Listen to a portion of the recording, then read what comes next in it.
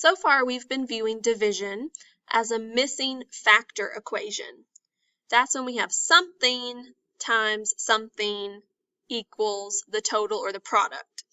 And in a missing factor equation, let me get my tools here. Something times something equals the product. And in a missing factor equation, one of these factors is missing or unknown. And that's what you've been doing for the last 2 days. Today, we're going to look at division in standard form.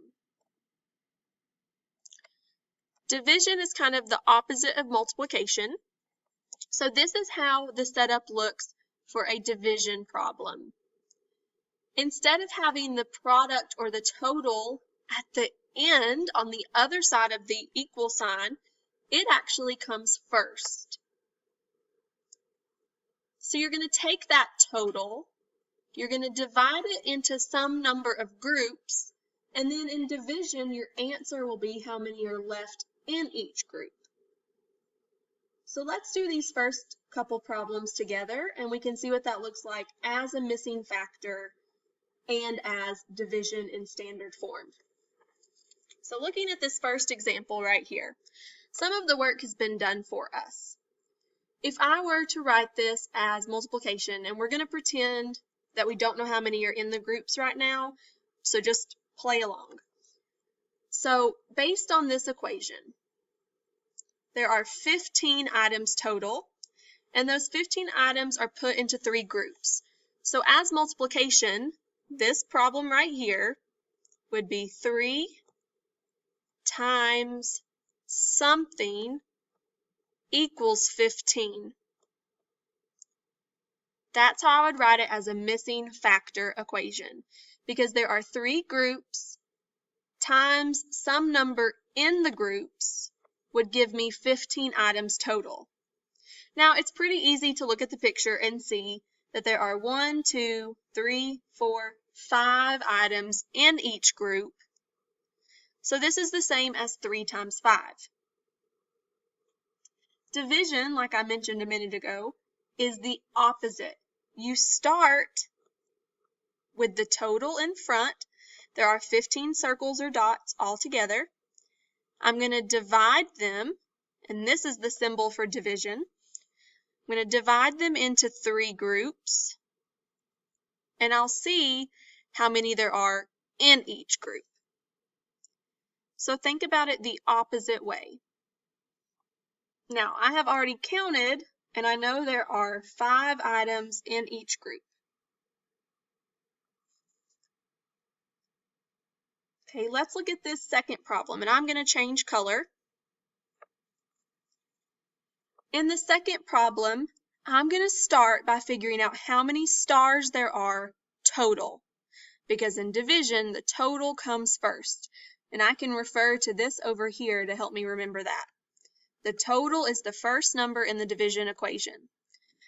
1, 2, 3, 4, 5, 6, 7, 8, 9, 10, 11, 12, 13, 14, 15, 16, 17, 18, 19, 20, 21, 22, 23, 24, 25, 26, 27, 28. There are 28 stars total. And this time I'm going to change my tool so my work is a little neater. There are 28 stars total. I'm going to divide those 28 stars into some number of groups. So next I need to count how many groups there are. 1, 2, 3, 4. So this equation is the same as 28 divided by 4 equals something. And the last part of the equation is how many are in each group. I'm going to go ahead and write this over here though. 28 divided by 4, because there are 4 groups, equals something. This is how many are in each. Now let's think about this as a missing factor equation. I know that there are 4 groups. And remember, yeah, I can count these, but we're going to pretend like I don't know how many are in each group. And I know that there are 28 total. My 8s are a little wonky. So I can look at this as a missing factor, or I can look at this as standard division. Now I will go back and count how many stars are in each group. 1, 2, 3, 4, 5, 6, 7. So 28 stars divided into 4 groups equals 7 in each group. So today, this is the first part of your assignment. You're going to look at the picture and write the division equation. Really pay attention to the order that you're writing the numbers and use this over here on the left as your guide. You're going to start with the total number of objects. You're going to divide that by how many groups there are. And the last part of the equation is how many belong in each group. Now let's look at the second part of your assignment. This time, we are working the other direction. So instead of using a picture to draw, instead of using a picture to write the equation, you are going to use the equation to draw the picture. And let's look at this first example together. They've already started some of the work for me. So I know that there are going to be 18 items total, and I'm trying to put those 18 items in 3 groups. Well, they have already started by drawing those 3 groups for me. Now it's my responsibility to put 18 into the 3 groups. So just like we practiced yesterday, I'm going to pass out those 18 items until I run out. So they've already done 1, 2, 3, 4, 5, 6, 7, 8,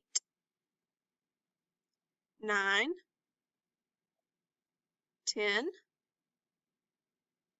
11, 12, 13, 14, 15, 16, 17, 18. Okay, I have given out or divided the 18 X's into 3 groups. So if I think back to the work I did on the previous page, I had 18 X's, I divided them into 3 groups. The piece of information that's missing is how many are in each group. So now I just need to count the X's in one group and see how many there are. 1, 2, 3, 4, 5, 6. This means 18 divided by 3 equals 6. Okay, let's try one more together. This time I'm going to have 14 items and I'm going to divide them into 2 groups. So since I know that there are going to be 2 groups, I can go ahead and draw those. And I'm going to use as much space as I can. Here are my 2 groups. And now I'm going to give out 14 objects until I run out. 1, 2, 3, 4, 5, 6, 7, 8, 9, 10, 11, 12, 13, 14. So I gave each group one at a time until I ran out. That means I gave out all 14. So I have 14 items. I have divided them into 2 groups. Now I'm going to see how many are in each group. 1, 2, 3, 4, 5, 6, 7. So that means that 14 divided by 2 equals 7. So play this video as many times as you need to. Let it help be your guide as you do your assignments for today. Think back to these examples and just pay really, really close attention to the order that you're writing the numbers in the equation. And also just think about the steps that we went through.